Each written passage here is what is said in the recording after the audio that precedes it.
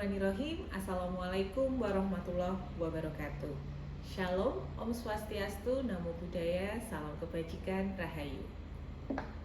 Perkenalkan, saya Devi Nirmala Mutia Sayekti, dosen pada program studi Sarjana Terapan Senjata Tradisional Keris, Fakultas Seni Rupa dan Desain, Institut Seni Indonesia, Surakarta.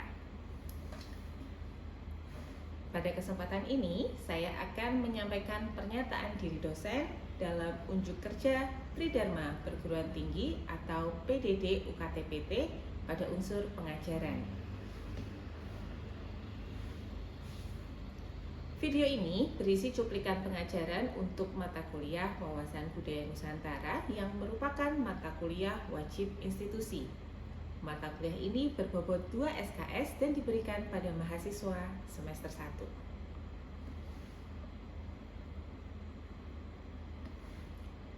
Secara deskriptif, mata kuliah ini dirancang untuk memberikan pengalaman belajar bagi mahasiswa dalam memahami dan menjelaskan keragaman budaya Nusantara guna memperkokoh karakter bangsa. Untuk sebab itu, di video ini kita akan membedah berbagai isu budaya, tradisi, dan realitas multikulturalisme di Nusantara sebagai langkah penguatan karakter serta sebagai bekal materi pengembangan untuk keberlanjutan studi mahasiswa ke masa depan. Adapun capaian pembelajaran lulusan atau CPL program studi yang dibebankan kepada mata kuliah meliputi 2 poin utama. Yang pertama yaitu CPL 4. Mahasiswa mampu menunjukkan sikap aktif dan bekerja sama. Yang kedua, CPL 5 yaitu mahasiswa mampu menguasai pengetahuan mengenai nilai-nilai budaya Nusantara.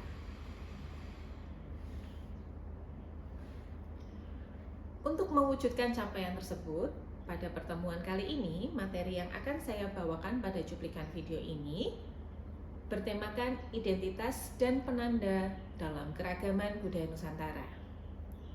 Topik ini merujuk pada sub CPMK yang kedua, yaitu menargetkan agar mahasiswa mampu mengidentifikasi akan masalah identitas yang berlapis dalam keberagaman masyarakat di Nusantara. Sistem pembelajaran yang saya rancang membawa spirit kurikulum Outcome Based Education atau OBE, di mana prosesnya dieksekusi dengan pendekatan SCL atau Student Centered Learning. Pendekatan ini akan saya jelaskan melalui kerangka DIA atau Delivery, Interaction, and Assessment. Pada tahap yang pertama, delivery atau penyampaian materi, saya menggunakan metode pemaparan, ceramah diskusi, yang memaparkan konsep dan teori dari para ahli, seperti Jacques Lacan, Anthony Giddens, dan buku dari Ariel Heryanto. Teori ini akan saya sampaikan dan menjadi bahan untuk interaksi dan diskusi dengan mahasiswa, sehingga mahasiswa mendapatkan pengalaman langsung untuk mengkontekstualisasikan pada fenomena budaya material, khususnya keris dan tosan aji. Di tahap yang kedua, yaitu interaction atau interaksi. Sebagai wujud dari proses SCL dan tuntutan pada CPL 4, yang mana mahasiswa dituntut untuk bersikap aktif, maka saya sebagai dosen akan memfasilitasi bahwa mahasiswa diposisikan sebagai subjek utama untuk membedah kasus dan fenomena, kemudian berdiskusi dan berdebat antar mahasiswa, sehingga mahasiswa dapat mengalami dan belajar secara langsung untuk beropini di ruang kelas. Pada tahap yang ketiga yaitu assessment atau sistem penilaian. Sesuai dengan rencana pembelajaran semester atau RPS, evaluasi menitik beratkan pada aktivitas partisipatif yang melibatkan penuh pada mahasiswa. Bobot penilaian terbagi atas keaktifan mahasiswa di kelas yaitu 5%, tugas mandiri 10%, ujian tengah semester 15%, ujian akhir semester 20%, dan bobot terbesar dialokasikan pada case method atau proyek mahasiswa sebesar 50%. Pada cuplikan video ini, Pertemuan ini akan dilakukan melalui asesmen formatif, yaitu dilakukan melalui kuis adu argumen kritis di akhir perkuliahan. Berikut ini adalah cuplikan proses pembelajaran tatap muka melalui daring atau Zoom. Selamat menyaksikan. Oke, Bismillahirrahmanirrahim. Assalamualaikum warahmatullahi wabarakatuh. Waalaikumsalam warahmatullahi Waalaikumsalam. wabarakatuh. Ya, selamat Oke, pagi selamat pagi teman-teman semua teman-teman semua. dan Dan rekan-rekan mahasiswa yang saya hormati. Kali ini saya mau menyapa dulu teman-teman semua. Bagaimana kabarnya pagi hari ini, sehat? Sehat. Alhamdulillah sehat, Bu. Alhamdulillah. Alhamdulillah sehat. Oke, kita flashback dulu untuk materi kita minggu lalu. Jadi kita bahas terkait apa yang kita sebut keberagaman di masyarakat Nusantara, kemudian karakter kelas sosial masyarakat dan konteksnya di apa namanya kita kontekstualisasikan dengan situasi yang ada di masyarakat Nusantara itu seperti apa, tidak hanya di Jawa ya.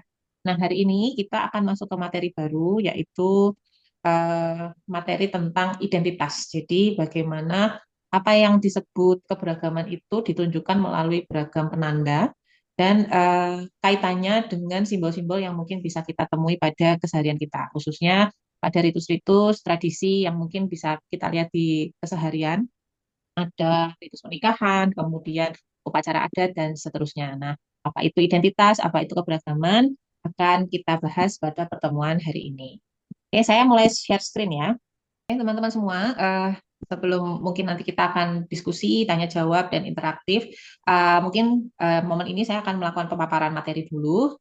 Saya akan menyampaikan apa itu konsep-konsep tentang identitas dan bagaimana penandanya itu muncul di konteks yang ada di Nusantara dan bagaimana hal itu kita hadapi dalam kehidupan sehari-hari. Nah, topik pembahasan kita ini merujuk pada sub capaian pembelajaran mata kuliah yang kedua, yaitu menargetkan agar mahasiswa mampu melakukan identifikasi, ya. Jadi teman-teman itu luaran dari mata kuliah ini bisa paham mengidentifikasi temuan-temuan atau masalah identitas yang sifatnya berlapis di masyarakat Nusantara. Jadi kenapa kok saya sebutnya berlapis? Karena pada pembahasan pertemuan hari ini kita akan melihat bahwa yang disebut keberagaman itu tidak hanya beragam orangnya, tetapi dalam satu individu itu kita tanpa kita sadari itu punya lapisan-lapisan identitas yang juga sudah beragam. Baik, teman-teman semua, kita mulai saja ya pada slide yang pertama. Baik, kita mulai dari sini dulu. Jadi kalau kita tahu bahwa apa yang disebut identitas, saya tidak memulai dengan apa namanya identitas adalah seperti itu. Tapi nanti teman-teman akan bisa merumuskan sendiri apa yang disebut identitas dan kaitannya dengan keberagaman di Nusantara. Jadi kalau kita ketahui identitas itu kan sangat berkaitan dengan apa yang disebut selera, apa itu pola pikir, dan kalau yang terdekat itu ya sistem kepercayaan. Jadi misalnya kita bertemu dengan teman-teman yang beragam dari beragam latar belakang suku, ras, dan agama. Nah, itu biasanya akan mewujud pada nilai, norma, dan kepercayaan yang mereka anut. Nah, kadang kita juga melihat bahwasanya teman-teman juga bisa mengidentifikasi identitas dari bagaimana mereka memilih hiburan, gitu ya.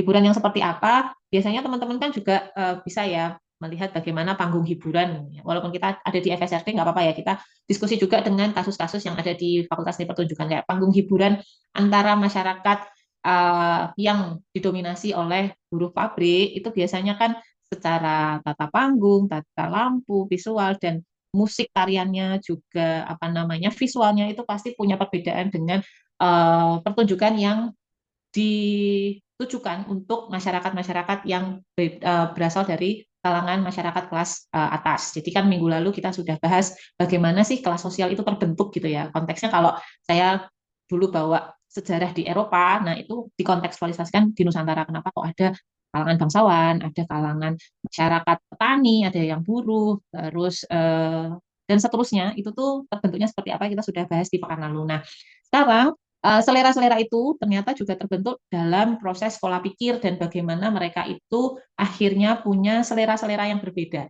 Nah, sekarang saya tanya dari sini ya, mungkin saya langsung mungkin bertanya pada teman-teman semua. Apa sih menurut kalian identitas itu? Mungkin saya coba ke Firly ya. Firly punya pendapat nggak apa itu yang menurut kamu tuh identitas itu seperti apa? Ada, Bu. menurut saya identitas itu kayak karakter bawaan seseorang dari lahir. Seperti kayak asal daerahnya, atau ciri fisik, atau bahasa dari yang dipakai semenjak lahir. Oke, makasih Firly. Jadi memang gitu ya, itu jawaban yang betul karena memang biasanya identitas yang melekat pada seseorang itu tidak jauh-jauh dari apa namanya bawaan dari kita lahir ya. Orang nyebutnya itu primordial, tapi bahasa gampangnya adalah origin. Jadi kita tuh lahir dari suku apa atau lahir di lokasi mana, biasanya itu langsung dilekatkan kamu orang situ. Jadi lahirnya mungkin di Garut atau di Cimahi atau di Bandung, otomatis biasanya masyarakat awam menyebutnya itu dia identitasnya adalah orang Sunda. Nanti bahasanya itu karena bahasa dia lahir dan dibesarkan di Jawa Barat, jadi paparannya dia menunjukkan bahwa identitasnya adalah orang Sunda. Begitu juga misalnya kasusnya seperti Ari ya. Ari lahir besar di Bali dan dari apa namanya pilihan namanya juga Pande Made Arisuta. Itu juga menunjukkan bahwa Ari adalah orang yang beridentitas sebagai masyarakat Bali. Nah, itu jawaban yang betul. Tapi di perkuliahan ini identitas itu tidak berhenti sampai situ aja ya. Nah, seperti apa sih? Saya mengutip dari teorinya Jacques Lacan ini, saya apa namanya perkenalkan aja. Saya eh, tidak menuntut untuk teman-teman baca bukunya langsung, tapi kalau memang ada waktu dan punya kesediaan untuk membaca bukunya Jacques Lacan, beliau itu adalah seorang ahli psikolog psikiatri ya dari Prancis dan memang sangat dekat dengan teori-teori psikoanalisis. Nah, beliau itu menyebut bahwa identitas itu sebagai konstruksi. Jadi kita tuh konstruksi kan bangunan, jadi membangun diri yang mana bentukannya itu memang dari lahir. Jadi selaras ya sama apa yang disebut Firly. Jadi ciri sejak lahir sampai dia itu bisa bercermin dengan kehidupan yang dia saksikan. Jadi sebagai manusia, kita kan lahir bayi gitu ya, kemudian bertumbuh, melihat ayah ibu kita, melihat teman-teman atau keluarga di sekitar kita, itu manusia itu melakukan proses pencerminan.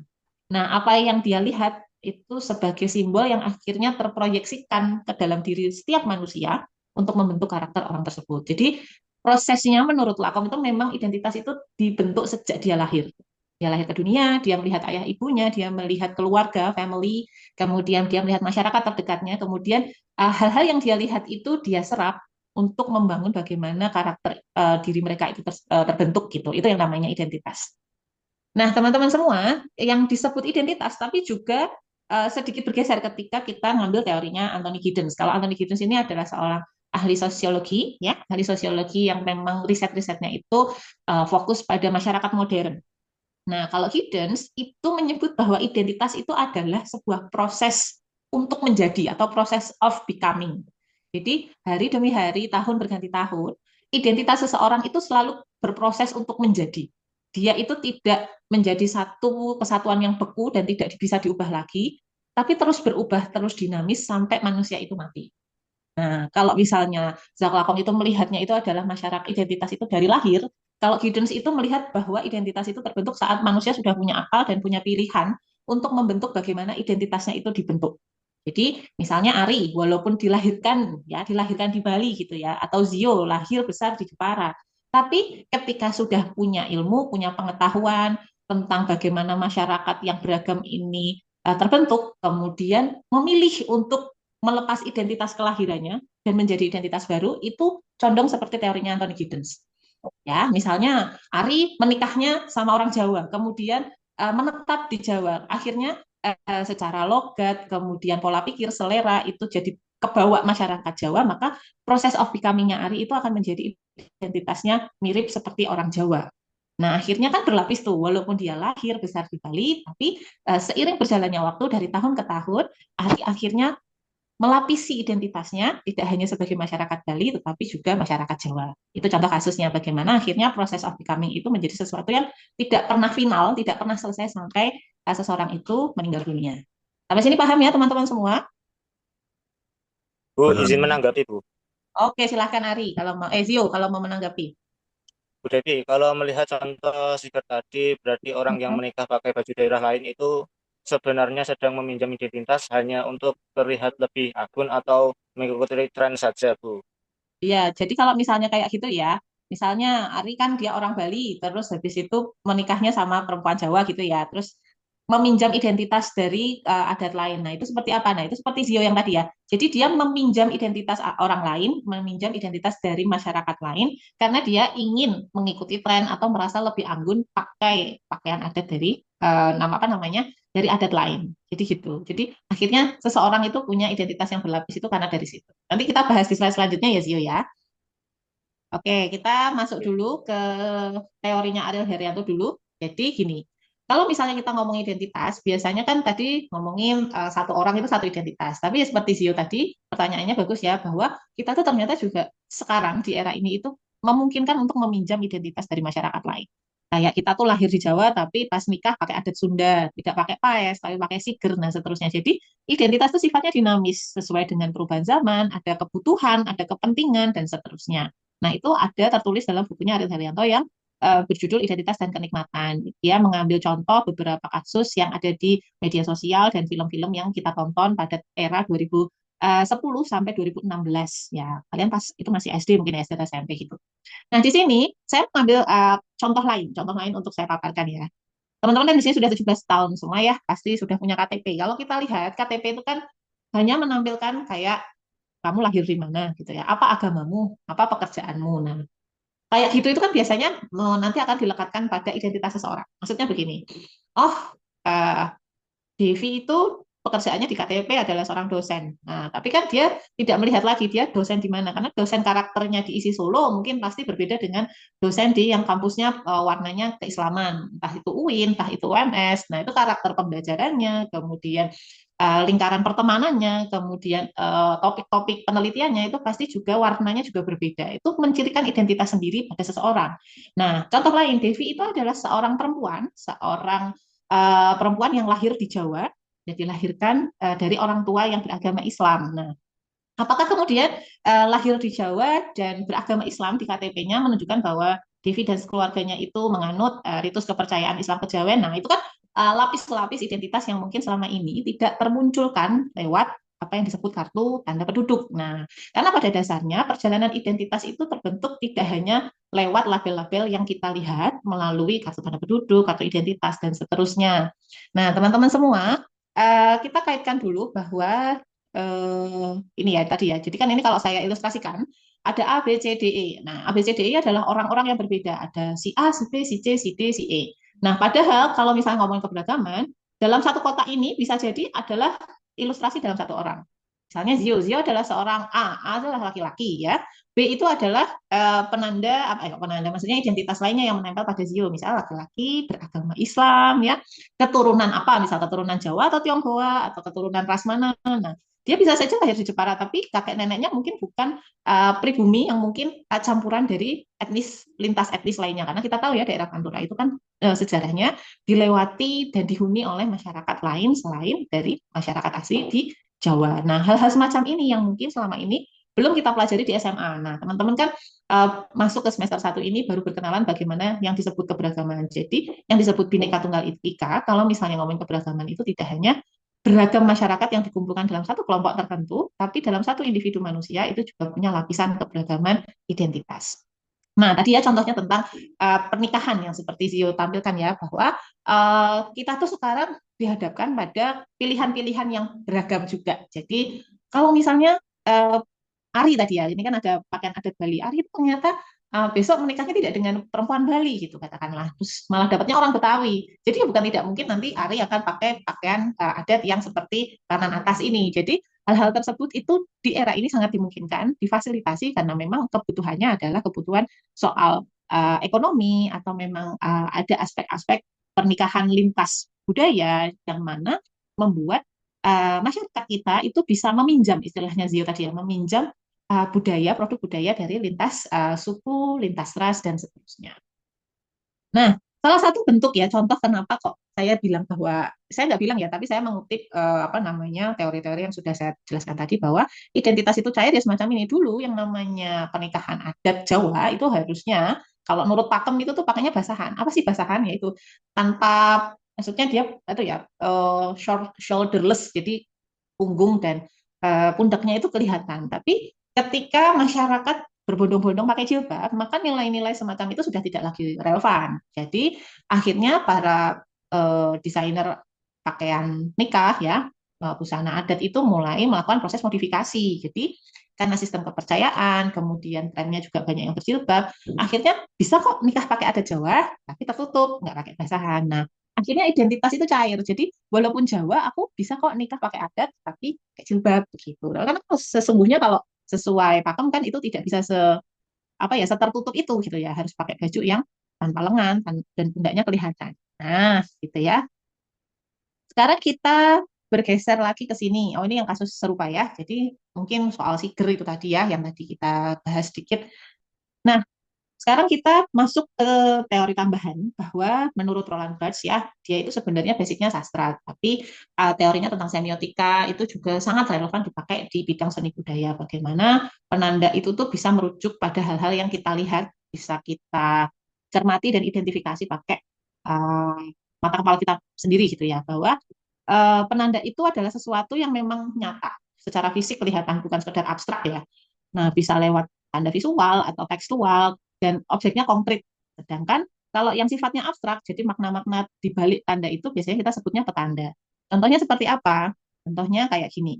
Minggu lalu kita jelaskan bahwa masyarakat kita itu tidak sepenuhnya equal, tidak sepenuhnya setara. Ada kelas-kelas yang terbagi di sosial masyarakat kita. Kenapa kok akhirnya ada kelas-kelas? Ya karena ada pembeda. Nah, pembedanya apakah terlihat? Terlihat. Lewat apa? Lewat penanda. Jadi masyarakat itu biasanya meneguhkan identitas mereka lewat kelas sosial. Nah, mereka biasanya yang sudah terlanjur di atas itu tidak mau menurunkan kelasnya dengan cara apa? Dengan cara memperkuat kelasnya tersebut lewat legitimasi kekuasaan. Nah, orang itu kalau sudah terlanjur dari kelas ekonomi atas, mereka tidak mau menurunkan apa ya kelas masyarakatnya dengan cara apa? Membentuk selera-selera produk budaya yang mereka konsumsi. Supaya apa? Supaya yang masyarakat kelas bawah itu tetap berada di kelas yang inferior, ya tidak bisa menyamai kelas atasnya. Nah, sedangkan yang kelas menengah nih, jadi yang kelas bawah itu kan sudah ditandai dengan jelas adanya inferiority complex. Nah, kalau yang tengah-tengah nih, yang agak-agak menjadi fenomena baru, mereka itu biasanya datang dari masyarakat kelas bawah ya, tapi terdidik. Nah, mereka bisa kuliah, mereka bisa mendapatkan akses pekerjaan dan ekonomi yang lebih baik daripada orang tuanya, dan akhirnya punya kapasitas ekonomi yang lebih baik daripada orang tuanya. Nah, mereka sudah tidak mau lagi turun menjadi masyarakat kelas bawah. Nah, tapi secara genetik kelahiran ya, kalau kata Anthony Giddens tadi, mereka itu masih membawa sifat-sifat dari ayah ibunya yang berada di kelas bawah, sehingga mereka tuh masih ada hasrat untuk naik kelas, tapi belum mampu untuk mencapai ke kelas yang paling atas. Jadi ada hasrat untuk naik kelas itulah yang akhirnya membentuk cara mereka memproduksi budaya dan melakukan konsumsi budaya. Memproduksi budaya itu apa? Mengkonsumsi itu seperti apa? Nah, ini akan saya jelaskan di sini. Konteksnya, kalau produk budayanya adalah keris. Kita lihat bahwa misal dari kemampuan ekonomi ya, ada sejumlah keris-keris yang harganya kita sebut saja paling mahal ya. Ada empu-empu yang memang sudah dikenal namanya, harganya itu bisa sangat tidak terjangkau. Jadi bisa setara 1 unit motor, bahkan 1 unit mobil dan rumah. Dan biasanya keris-keris dengan harga seperti ini itu memang dibuat untuk mempertegas identitas masyarakat kelas atas. Ya, karena harganya mahal, terus yang membuat itu biasanya juga empu ternama, bukan pengrajin dari industri perkerisan itu sendiri. Jadi mereka itu punya kesalahan sendiri, harganya mahal, dibuat melalui sejumlah lapisan ritual dan seterusnya, dan materialnya pakai emas, pakai perak, yang mana secara harga pokok produksi itu memang mahal, sehingga keris yang jenis A ini ya, saya menyebutnya jenis A adalah keris-keris yang memang tidak bisa dijangkau oleh masyarakat kelas bawah. Gitu. Nah, kemudian kita turun ke poin yang ketiga dulu. Poin yang kedua dulu ya, yang keris C. Keris C itu, nah ini biasanya kita dapati kalau teman-teman angkatan ini kan belum bisa berkesempatan ekskursi ke Madura kemarin ya. Kalau kita lihat di Sumeneb itu kan kerisnya memang diproduksi massal dan memang harganya sangat jauh dibandingkan misal keris-keris yang dibuat oleh empu-empu tertentu gitu, dan mereka dijual bebas dan secara nilai ekonomi itu marketnya ada, mereka ada penggemarnya. Nah, biasanya orang-orang menyebut ini sebagai keris souvenir, dijual secara bebas, masif, dan harganya cenderung terjangkau. Nah, bagi para pengamat, penikmat, keris ini memang tidak memenuhi sejumlah pakem tertentu. Tapi penikmatnya ada, dan secara ekonomi dia itu memutar roda industri gitu ya. Dan pelakunya dalam ekosistem ini tuh ada, sehingga walaupun murah, mungkin materialnya tidak sebagus yang keris A, tapi dia tetap bisa menghidupi sejumlah pengrajin dan para aktor dalam roda industri itu. Oleh sebab itu, dalam aspek ini, keris jenis C itu biasanya menandai masyarakat-masyarakat yang datang dari kelas bawah. Nah, yang menarik, yang poin ketiga yaitu yang jenis B. Mereka itu pengen masuk ke jenis A, tapi secara ekonomi belum nyampe. Tetapi, ya ada tapinya, dia tidak mau disamakan dengan keris jenis C. Nah, ini fenomena kelas menengah ini loh, yang ingin punya hasrat untuk sama dengan masyarakat kelas atas, tapi secara kemampuan, daya beli, dan akses pengetahuan mungkin sebenarnya belum nyampe A, tapi sudah tidak mau lagi disamakan dengan kelas bawah. Nah, itu contoh kasusnya semacam itu. Oke, selanjutnya, kalau misalnya ini ya, eh, saya tanya nih, coba saya ke Ari ya. Ari, halo monitor, apakah kamu Halo, masih di sini? Oke, masih. kalau misalnya di contoh kasus ini, menurut kamu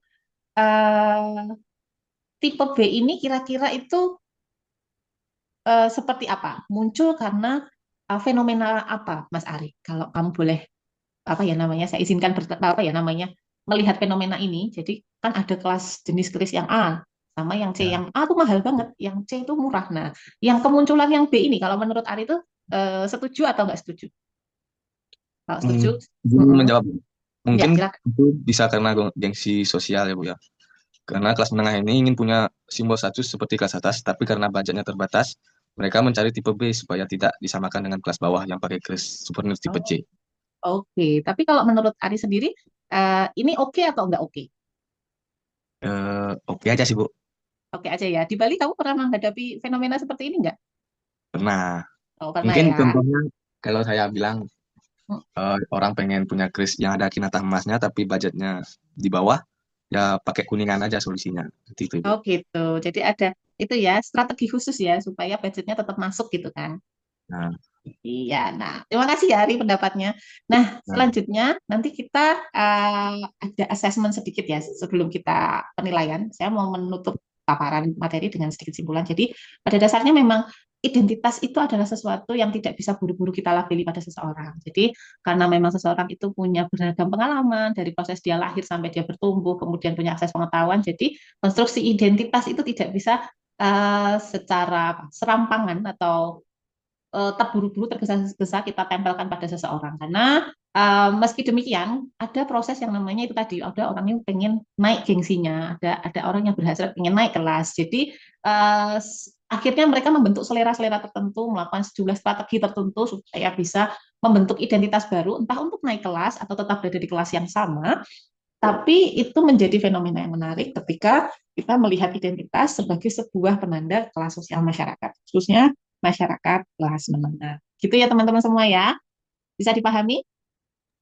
ya, Oke, sekarang saya mau masuk ke proses ini ya, tanya jawab. Tanya jawab sih, tapi lebih kepada bagaimana kalian berargumen. Nah, proses ini juga bagian dari assessment atau penilaian, karena saya berharap kalian bisa punya kemampuan untuk analisis kritis. Nah, nanti saya tunjukkan salah satu slide, bentuknya kuis gini.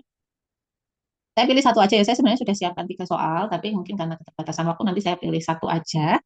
Nanti saya pilih Zio sama Firly ya, untuk berpendapat, untuk assessment ini dia. Sudah nampak di layar teman-teman semua? Oke, ini. Oke, ada satu kasus bahwasanya urusan produk budaya ketika jadi nilai ekonomi itu akan kepleset atau terjebak pada proses intinya komodifikasi. Komodifikasi itu kan punya nilai jual akhirnya dieksploitasi terus. Nah, salah satu kasusnya saya nggak lagi ngomongin keris tapi lagi ngomongin heritage atau apa namanya situs-situs tempat yang dulu dianggap wingit atau wingit itu apa ya bahasa Indonesianya? Perli paham nggak wingit? Mistis gitu ya. Tapi sekarang bisa malah menjadi punya potensi objek wisata. Nah, beberapa contoh di sini itu adalah yang saya ambil seperti Lawang Sewu, terus Pura Uluwatu, dan seterusnya. Padahal dulu itu cerita yang turun-temurun itu kan ada legendanya, ada mitosnya. Tapi kemudian sekarang dikemas menjadi suatu yang apa ya, bisa dijual ceritanya hingga menarik wisatawan. Nah, silakan dibaca dulu sekitar 10 menit. Nanti saya minta Firly dan Zio untuk menyampaikan pendapatnya, apakah kalian pro, apakah kalian kontra. Nah, nanti kalau sudah punya posisi ya, kalian pro atau kontra, dijabarkan alasannya. Kenapa kok pro, kenapa kok kontra. Mau Firly dulu apa Zio dulu? Saya bisa, Bu. Oke, silakan Zio. Saya izin mengambil posisi yang pro, Bu. Karena Oke, menurut silakan. saya wisata mistis ini adalah bentuk inovasi dan pelestarian. Dengan menjadikannya tempat wisata, kita bisa memperkenalkan kearifan lokal ke masyarakat luas yang mungkin awalnya tidak peduli. Selain itu, ini menggerakkan ekonomi warga sekitar. Itu ya. Jadi menurutmu perlu ada nggak? Ada peraturan khusus atau regulasi gitu untuk mengatur kalau misalnya ini jadi objek wisata? Asalkan ada regulasi, komodifikasi ini justru menjaga tempat tersebut dari keterbengkalauan. Pengkalauan itu kayak gimana, Mas? Boleh nggak? Kayak apa sih? Terbengkalai gitu ya maksudnya ya. Ya, terbengkalai, Bu, maksudnya. Oke. Oke, terima kasih. Jadi kalau Zio pro ya selama ada peraturannya yang jelas. Jadi tempat-tempat yang tadinya mistis bisa dimaksimalkan nilai ekonominya. Jadi objek wisata. Kalau Firly, pro apa kontra? Kalau saya justru kebalikan dari Zio, Bu. Saya di posisi kontra. Alasannya apa, Mbak? Ya, karena saya kurang setuju, Bu, sama Zio. Saya mengambil posisi kontra ini karena khawatir terbesarnya adalah budaya dan spiritual yang hanya dijadikan komoditas bisnis murni tanpa mempertimbangkan etika dan nilai sakral dari tempat tersebut. Kalau orientasinya hanya profit pariwisata, cerita-cerita mistis itu malah dieksploitasi bisa berlebihan, dibesar-besarkan dan akhirnya makna asli atau nilai luhur sejarah dari tempat tersebut justru kabur. Oke, jadi kalau Firly cenderung kontra ya. Oke, Ya. oke, terima kasih. Jadi pada dasarnya kayak gini memang berpotensi ya untuk pro dan kontra. Dan keduanya ini bukan masalah salah benar, tapi bagaimana kita melihat kalau ada satu kasus, satu fenomena, kalau pro itu boleh kita punya argumentasi yang kuat, kontra pun juga nggak masalah selama alasan yang disampaikan itu bisa argumentatif ya, maksudnya alasannya jelas dan kita melihat sebab musababnya. Dan kalau memang kontra, maka harus ada eh, istilahnya fakta pendukung gitu. Begitu ya. Jadi nilai kalian sudah saya anggap memuaskan hari ini untuk rubrik penilaian studi kasus atau case method kita. Nah, minggu depan kita akan elaborasi lagi dengan isu-isu baru terkait bagaimana keberagaman itu juga kalau kemarin membentuk kelas sosial masyarakat, kalau hari ini membentuk selera dan pola pikir, minggu depan kita akan bahas topik lainnya. Nah, saya berharap latihan-latihan kita dalam berargumen seperti hari ini ya, berinteraksi, kemudian berani berpendapat itu tetap kalian asah supaya kemampuan kalian dalam berpikir kritis, berpikir analitis itu bisa terus dibiasakan, tidak hanya di ruang perkuliahan, tapi juga diterapkan dalam kehidupan sehari-hari. Nah, sebelum saya tutup, mungkin ada pertanyaan lagi, atau sudah kita cukupkan? Sudah tidak ada pertanyaan ya. Kalau begitu, saya stop share dulu. Mungkin saya screen. Sebentar. Saya minta tolong untuk on cam sebentar. Untuk presensi akan saya print screen dulu. Silahkan. Oke. Saya hitung. Satu, dua, tiga. Dulu, tahan. Senyum dulu. Oke, sudah. Terima kasih. Pekan depan kita jumpa lagi di mata kuliah yang sama di Wawasan Budaya Nusantara. Meski 2 SKS ya, saya harap kalian tetap semangat untuk mempelajari teori-teori tentang kebudayaan. Bahwasanya ini memang digunakan sebagai mata kuliah yang mendukung pengetahuan teman-teman semua dalam proses penciptaan karya, khususnya di bidang keris dan posan aji. Begitu saja dari saya ucapkan terima kasih banyak atas partisipasinya. Mohon maaf bila mana dalam proses pembelajaran hari ini ada salah ucap atau salah tindakan dari saya, mohon dimaafkan. Kita ketemu lagi pekan depan. Saya tutup. Bila taufik walhidayah. Wassalamualaikum warahmatullahi wabarakatuh. Waalaikumsalam. Warahmatullahi Waalaikumsalam wabarakatuh. warahmatullahi wabarakatuh. Terima kasih ya Mas Yu, Mbak Firly, Mbak Ari, Mas Mahir, Mbak Abel, Mbak Dila. Boleh live? Silakan. Terima kasih.